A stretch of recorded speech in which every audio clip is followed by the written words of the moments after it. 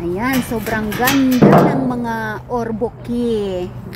Oh, dito, ayan oh. Dito na naman ang Reyna King Angabel sa kanyang paraiso. Oh my God, super ganda. Ayun. Oh, dito at mamimili tayo ngayon ng mga halaman. Ayun, gaganda oh. Grabe, super beautiful. Look at that. Oh, dito naman yung mga yung mga pangbitin-bitin sa mga terrace o sa harapan ng front door. Ayan. Mga nakalagay na yan sa sariling paso. O dito may purple. Yan o, yan. Super ganda ng mga orchid, no? Bibili tayo niyan. Ayan o, dito ang Reyna King Angabel sa paraiso ng mga halaman. Oh, look at them. Ito naman ang mga pang dry, para sa dry na area. Wow. Look at that. Oh, pamilya ng succulent. Ang gaganda naman. Ayan o, dito. Ang dami. Look at that. Oh.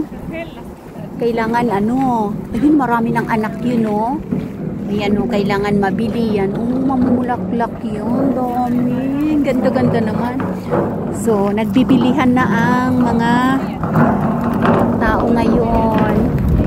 Ayan. Ang daming pwedeng mabili. Oh my God, yung ganito ko namatay. Kasi syempre hindi nakasurvive sa winter. Ayan, puting-puti. Super ganda. Ayan, pipili na ng peony na pwedeng ilagay doon sa gitna namin kasi para maiba naman ang kulay. So, ayan, isang kulay na yan at saka ito, isang kulay na rin. Oh. Kuha ka na, lalab. Go and take now. Iba-ibang mga peonies dito. Ayan, oh. So, ito, medyo healthy ito. Kaya pulang-pula. Pero mayroon na tayo nito. We have this one already. Okay. Which one? This? Or the peach? Okay. So, choose. Okay. So, ayan o. Oh, kita nyo yan. Lahat mga peonies. Mga pananim. Oh, may bee. Ang laki ng bee. Hanggang dun. Mga peonies. Peonies yan. Sobrang dami.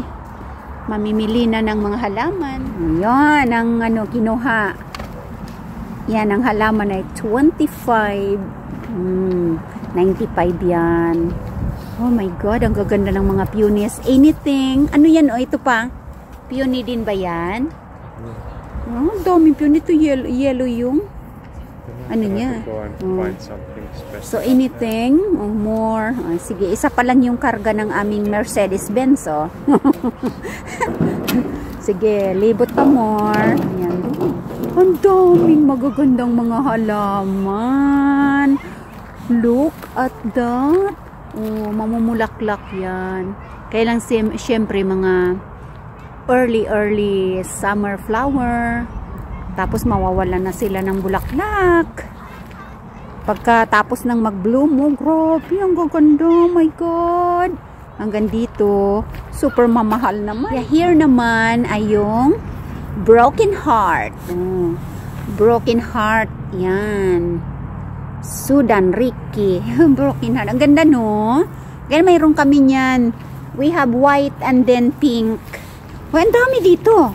Here. Ang dami. 15 euro ang isa. Ayan o. Beautiful. Ganda. Yan ang heartbroken. Bakit nga ba na-broken? Bakit na-broken yung heart? Na-broken sa gitna, no? Ayan. Ang ganda. Ang daming bulaklak na. Pero bakit is too early flowering? I mean, later. Mag-flower pa ba ulit yan pagkatapos na malagas na sila? Yan. Kasi siyempre sa greenhouse, pabubulaklakin na nila yan. Oh, ito. Maganda ang bulaklak niyan. Ayan, oh. Ayan, kumuha na, kumuha na. Ayan, sige. Napakaraming mga halaman. Ano nandiyan? Oh my God, ano dito la? What's this? Orchids. Tikan konti, look at that. Bibili tayo, lag. May yellow and ano, pink, white. Ayan, oh, wow. Ang ganda nito, oh, yan, oh. So, dalawa ang kulay. Tatlo. Yung, ano, pink, tapos yung white, at saka yellow. O, yan ang tikan konti kung tawagin. Nabubuhay yan sa, ano, sa deep forest na mga, ano, na mga, anong tawag doon, yung prohibited ba? Pero dito sa greenhouse. Ito ang unik ko. Yan, daming halaman talaga.